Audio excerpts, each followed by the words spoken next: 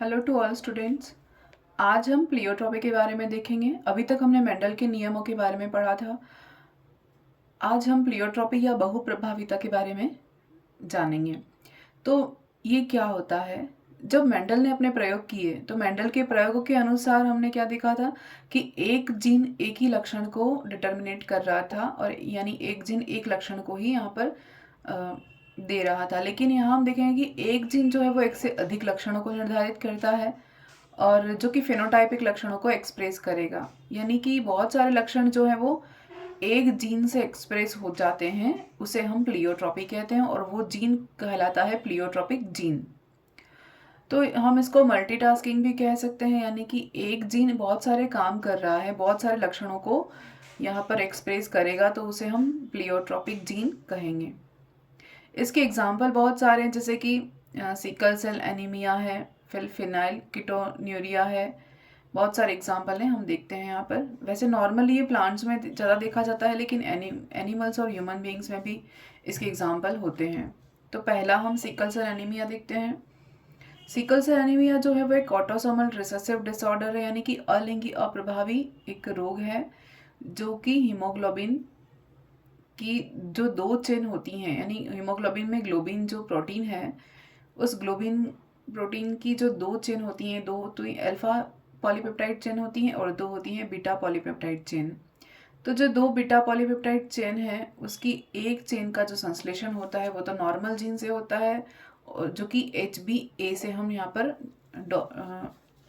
इसको निर्धारित करते हैं, जो कि नॉर्मल है। लेकिन और यह जब mRNA बनाएगा तब यह क्या करेगा, ट्रांसलेशन करेगा, और इस पर पॉलीपेप्टाइड चेन का फॉर्मेशन हो जाएगा। तो पॉलीपेप्टाइड चेन का फॉर्मेशन होता है।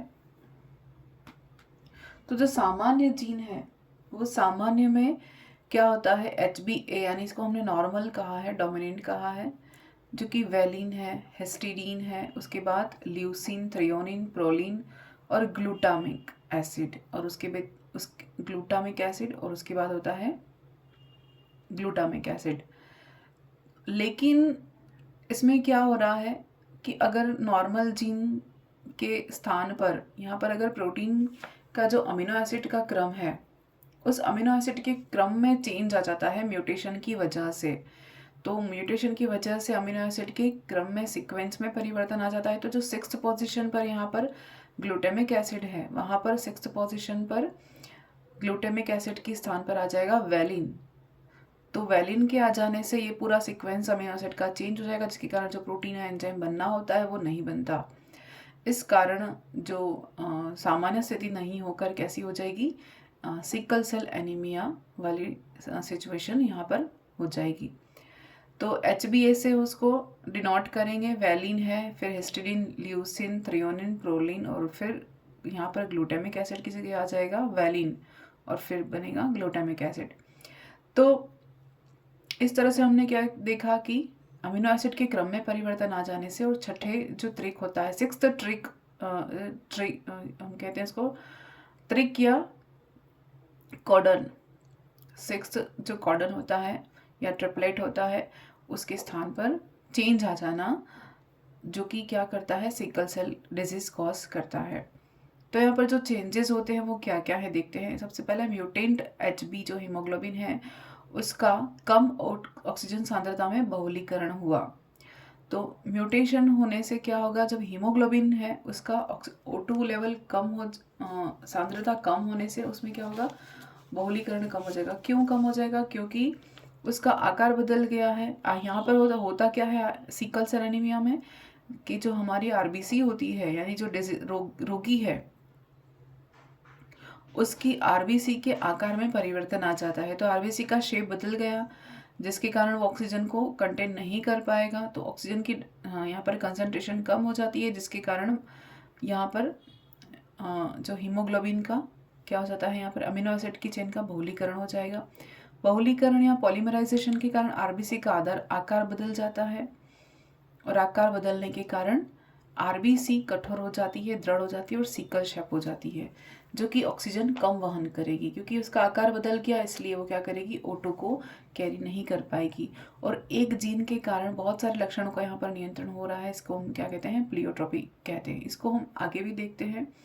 एक और हम एग्जाम्पल प्लांट में भी होता है ये, जैसे कि मटर का पौधा है और मटर के पौधे में एक जीन अगर बीज के रंग को प्रभावित करता है, फूल के रंग को प्रभावित करता है, तो ये सब क्या हो जाएंगे, लक्षण तो बहुत सारे हैं लेकिन इनको अफेक्ट करने वाला जो जीन है वो तो एक ही है, इसीलिए इसको क्या कहा, प्लियोट्रॉपी कहा। यानी कि gene which controls more than one character is called pleiotropy, यानी बहुत सारे अगर लक्षणों को एक जीन कंट्रोल करता है तो उसे हम कहते हैं प्लियोट्रॉपी या बहुप्रभाविता। सिंपल सी भाषा में अगर समझें तो हम इसको कहेंगे कि एक जीन मल्टीटास्किंग कर रहा है, यानी एक साथ बहुत सारे कार्य करना। तो यहाँ पर एक डायग्राम भी मैंने फ्लो चार्ट बनाने की कोशिश की है। एक सिकल सेल एनीमिया, एक क्रोमोसोम हमने लिया है, उस पर एक जीन प्रेजेंट है जो कि सिंगल जीन है, लेकिन वो 3 से ज़्यादा या 1 से ज़्यादा ट्रेट 1, लक्षण 2 और लक्षण 3 यानी बहुत सारे लक्षणों को वो एक साथ अफेक्ट करेगा। तो इसको हमने यहाँ पर शो करने की कोशिश की है, जैसे कि ब्लाइंडनेस को और लीवर फेल्यूअर को और हार्ट अटैक, यानी कि ये सब हो सकता है किसके कारण, सिकल सेल एनीमिया जो डिजीज़ है उसके कारण। क्योंकि जब आरबीसी डेवलप नहीं है तो वो ऑक्सीजन को अच्छे से कैरी नहीं कर पाएंगी। जब ऑक्सीजन का फ्लो अच्छे से नहीं होगा, यानी कि हमारी बॉडी में इन सब चीज़ों की जो एफिशिएंसी है वो कम हो, जो ज़रूरत है वो कम हो जाएगी, तो ऑर्गन्स हैं, उन ऑर्गन्स की एफिशिएंसी भी कम हो जाएगी। क्यों? क्योंकि उन्हें प्रॉपर ऑक्सीजन प्रोवाइड नहीं हो पा रही है, क्योंकि आरबीसी का मेन काम है ऑक्सीजन को कैरी करना, और आरबीसी का शेप ही बदल गया तो ऑक्सीजन कैरी नहीं हो पाएगी। और हमारे जितने ऑर्गन्स हैं, क्योंकि ये बीमारी तो बचपन से है, जेनेटिक डिसऑर्डर है, इसलिए जब बाय बर्थ ही होगी ये डिजीज। तो जिस पेशेंट को ये डिजीज़ है, जिस पर्सन को ये डिजीज़ है, उसके सारे ऑर्गन्स क्या हो जाएंगे, अच्छे से डेवलप नहीं हो पाएंगे। तो यहाँ पर वो मल्टीटास्किंग कर रहा है, बहुत सारे ऑर्गन्स हैं, तो बहुत सारे ऑर्गन्स के वो अच्छे से डेवलप नहीं हो पाएंगे, जिस कारण से उसकी बहुत जल्दी डेथ हो जाती है। तो यहाँ पर एक फ्लो चार्ट से भी हमने देखा कि HbA तो जो कि नॉर्मल है, HbS, दूसरा हम लेते हैं HbA और HbS, यानी कि पेरेंट दोनों में से कोई ऐसा एक हो सकते हैं, माता या पिता, और दूसरे माता और पिता, यानी कि एक मदर को दूसरी एक फादर एक और एक मदर, इन दोनों को हम एक फ्लो चार्ट से समझते हैं। तो ये गैमेट बनाएंगे और गैमेट के बाद जब इनमें क्रॉस कराया जाएगा तो ये किस तरह से बनेंगे, HbA यहाँ पर और HbS, और यहाँ पर HbA HbS, यहाँ पर हम मेल और फीमेल में क्या कराते हैं, यानी मदर और फादर में हम क्या कराते हैं, फर्टिलाइजेशन कराते हैं, और यहाँ पर फर्टिलाइजेशन कराने के बाद ये गैमेट प्रोड्यूस हम कर रहे हैं। तो ये जो गैमेट बना वो तो नॉर्मल बनेगा, ये जो गैमेट है वो कैरियर बनेगा, ये भी कैरियर बनेगा, और ये कैसा बनेगा, ये डिसीज कॉज करने वाला बनेगा, यानी इसमें ये जो रोग का लक्षण उत्पन्न करेगा। यानी कि जो ये कैपिटल ए वाले हैं ये तो नॉर्मल हो जाएंगे, और जिसमें एक एस आ रहा है HbS, क्योंकि ये रिसेसिव कैरेक्टर है तो ये अपना प्रभाव यहाँ पर तो नहीं दिखा पाएगा, लेकिन जब दोनों होमोजाइगस कंडीशन में होंगे तब ये अपना प्रभाव दिखाएंगे और ये रोगी होंगे। ये दो कैसे होंगे, ये सिर्फ कैरियर होंगे, वाहक होंगे, इनमें रोग नहीं होगा, ये सामान्य, ये दो रोग वाहक, और ये कैसा हो जाएगा, रोगी हो जाएगा। तो एक और नोट है यहाँ पर कि यह आवश्यक नहीं है कि सभी लक्षण समान रूप से प्रभावित हो, यानी कि अगर एक जीन बहुत सारे कैरेक्टर्स को एक साथ इन्फ्लुएंस कर रहा है तो ऐसा ज़रूरी नहीं है कि सारे के सारे कैरेक्टर्स वो एक ही इंटेंसिटी में इन्फ्लुएंस हों, उनकी तीव्रता इंटेंसिटी अलग अलग हो सकती है, यानी कि कोई एक लक्षण ज़्यादा शो हो सकता है, दूसरा लक्षण कम शो हो सकता है, तो ये डिफरेंस आ सकते हैं। ये आवश्यक नहीं है कि सारे के सारे लक्षण सेम टाइप से या सेम इंटेंसिटी से इन्फ्लुएंस हो जाएं। नेक्स्ट, यहाँ पे मैंने पूरा लिख कर आपको समझाने की कोशिश करती हूँ, जैसे कि सिकल शब्द जो एनीमिया है उसको हम हिंदी में कहते हैं दाब कोशिका रक्त और रक्तता। क्योंकि ये प्लियोट्रॉपी का एग्जाम्पल है इसलिए इसको डिटेल में एक बार पढ़ लेते हैं, लेकिन जब ह्यूमन जेनेटिक डिसऑर्डर के बारे में पढ़ेंगे तब भी इसका ये टॉपिक आएगा और तब भी हम उसे वहाँ पे पढ़ेंगे। तो हम देखते हैं कि जो रिसेंट स्टडी है उनसे हमें पता चला है कि बहुत सारे प्रोटीन्स ऐसे हैं जो एक से अधिक पॉलीपेप्टाइड श्रृंखलाओं से या चेन से बने होते हैं, यानी बहुत सारे प्रोटीन्स होते हैं जिनमें बहुत सारी पॉलीपेप्टाइड चेन्स होती हैं। तो कोई एक जीन किसी एक एंजाइम की प्रोटीन के पूर्ण अणु का संश्लेषण न करके वो क्या करेगा, एक पॉलीपेप्टाइड सिंथेसाइज के संश्लेषण को कंट्रोल करता है। मतलब एक जीन एक एंजाइम वाला कॉन्सेप्ट हम देखते थे कि एक जीन एक एंजाइम नहीं, एक जीन एक पॉलीपेप्टाइड चेन कंप्लीट यहाँ पर आ गई है। तो कोई भी एक जीन क्या कर रहा है, किसी एंजाइम या प्रोटीन के एक कंप्लीट मॉलिक्यूल को अफेक्ट ना करके पूरी की पूरी पॉलीपेप्टाइड चेन को ही यहाँ पर उसके सिंथेसाइज को यहाँ पर कंट्रोल कर रहा है। इसलिए इसको क्या कहा, एक जीन एक पॉलीपेप्टाइड चेन थ्योरी कही। तो एक जीन एक पॉलीपेप्टाइड सिद्धांत को हमने कहाँ देखा कि निग्रो जो जाति होती है मनुष्यों में, उन मनुष्यों में क्या होता है कि एक डिजीज को वहाँ पर फाइंड किया गया जिसको हम सिकल एनीमिया कहते हैं, सिकल शेप्ड एनीमिया कहते हैं। तो इसमें क्या होता था कि हीमोग्लोबिन जो है उनमें अमीनो एसिड के जो मॉलिक्यूल्स हैं उनके विन्यास में या उनके ओरिएंटेशन में थोड़ा सा चेंज आया, जो कि इस रोग का एक मॉलिक्यूलर बेस या मॉलिक्यूलर इसका कॉज है। इसका आधार ये रोग होने का कि उनके एमिनो एसिड के सीक्वेंस में बदलाव आ जाना। तो जब वेन में ब्लड शीरा रुधिर में जब लाल रुधिर कणिकाओं की आकृति में परिवर्तन हो जाता है या ऑक्सीजन की सांद्रता में न्यूनता के कारण आरबीसी की शेप बदल जाती है, तो वो शेप कैसी हो जाती है, हंसियाकार या दराती के समान हो जाती है।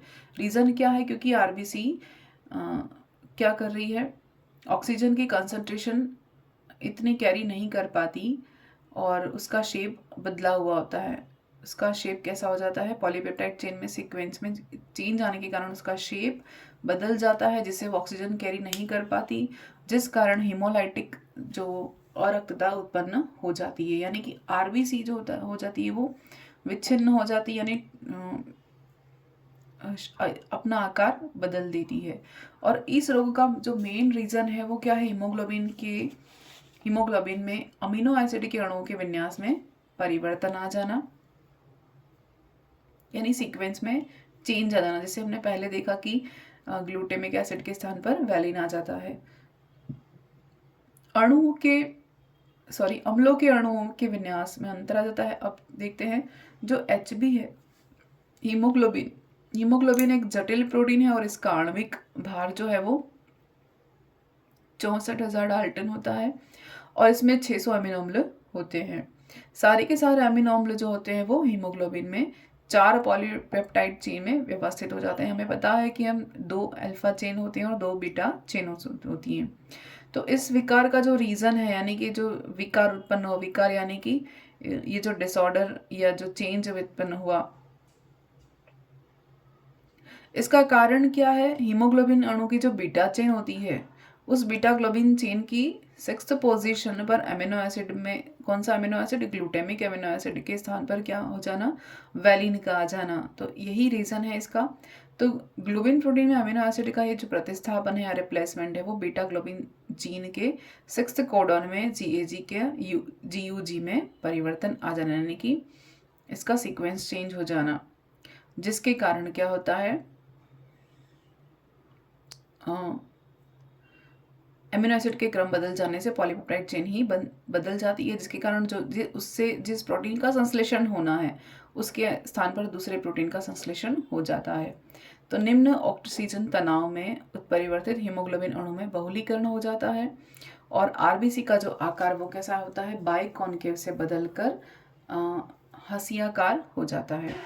तो ये जो है वो सिकल शेप के बारे में हमने देखा। एक और डिजीज है जो कि प्लियोट्रोपिक का एग्जाम्पल है, फिनाइल कीटोनुरिया। ये भी मनुष्यों में होती है और मनुष्यों में कब होती है, जन्मजात उपापचयी डिसऑर्डर है, यानी कि जन्म से होती है और एक मेटाबॉलिक डिसऑर्डर है, उत्पन्न करती है। ये भी ऑटोसोमल रिसेसिव कैरेक्टर शो करती है, यानी कि ऑटोसोमल रिसेसिव यहाँ पर डिसऑर्डर है और ये भी जेनेटिक है। तो होता क्या है कि जो रोगी व्यक्ति है उस रोगी व्यक्ति में फिनाइल एलानिन अमीनो एसिड को क्या बनाना होता है, टायरोसिन अमीनो अम्ल बनाना होता है और टायरोसिन अमीनो अम्ल बनाना होता है। लेकिन यहाँ पर क्या होता है कि फिनाइल अलानिन अमीनो एसिड को टायरोसिन अम्ल में बदलने के लिए एक आवश्यक एंजाइम की कमी हो जाती है। तो जिस अमीनो एसिड की रिक्वायरमेंट है टायरोसिन बनाने के लिए, तो उस एंजाइम की कमी हो जाने से क्या हो जाएगा कि उस एंजाइम की कमी से टायरोसिन नहीं बन पाएगा और टायरोसिन के स्थान पर दूसरे डेरिवेटिव्स बन जाते हैं, जिसके कारण यहाँ पर जो फिनाइल एलानिन है वो एकत्रित हो जाएगा, क्योंकि अब उसके जो डेरिवेटिव्स हैं उसमें बदल नहीं पाया, और वो फिनाइल एलानिन एकत्रित होकर क्या करेगा, यहाँ पर डिसऑर्डर कॉज करेगा। तो फिनाइल पायरुविक अम्ल फिनाइल अन्य व्युत्पन्नों में बदल जाता है। इसके कारण या इसके एकत्रीकरण के कारण या एक्यूमुलेशन हो जाता है इसका, जिसके कारण मानसिक दुर्बलता आती है और किडनी द्वारा कम अवशोषित हो सकने के कारण भी जो यूरिन में इसका उत्सर्जन हो जाता है। और हम कहेंगे कि जो दूसरा डेरिवेटिव्स है उसके कारण क्या होगा, जिस अमीनो एसिड को टायरोसिन बनाना था, टायरोसिन में चेंज होना था, वो टायरोसिन में चेंज नहीं हो पाता और वो क्या करेगा, फिनाइल एलानिन के फॉर्म में एकत्रित होता जाता है, जिससे बहुत सारे यहाँ पर डिसऑर्डर्स देखे जा सकते हैं या बहुत सारे लक्षण देखे जा सकते हैं। तो एक जीन जो है उसके परिवर्तन के कारण या एक जीन के कारण बहुत सारे चेंजेस आ गए, जिसको हमने प्लियोट्रोपी कहा है।